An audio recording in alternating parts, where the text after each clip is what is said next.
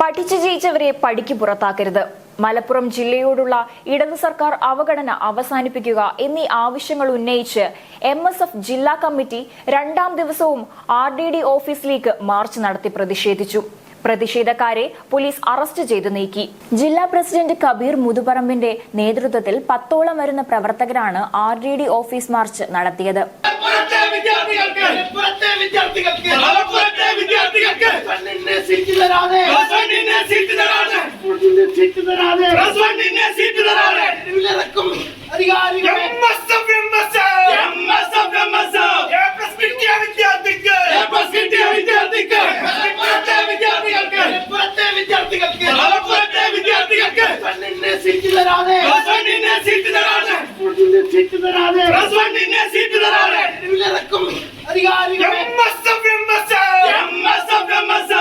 ജില്ലയിൽ +1 ആകെ അപേക്ഷിച്ച വിദ്യാർത്ഥികൾ 82,446 ആണ്.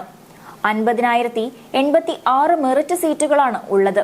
ഇതിൽ 50,036 സീറ്റുകളിൽ വിദ്യാർത്ഥികൾ അഡ്മിഷൻ എടുത്തു കഴിഞ്ഞു. അതായത് ഇനി ബാക്കിയുള്ളത് വെറും 44 സീറ്റുകൾ മാത്രം.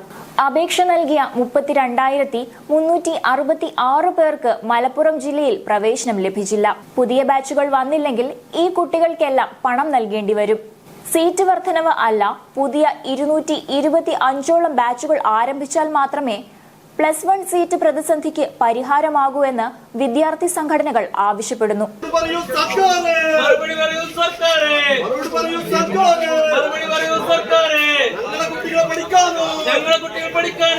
അല്ലാത്ത പക്ഷം ശക്തമായ പ്രതിഷേധവുമായി സംഘടന മുന്നോട്ടു പോകുമെന്നും നേതാക്കൾ അറിയിച്ചു. M5 news, Malappuram.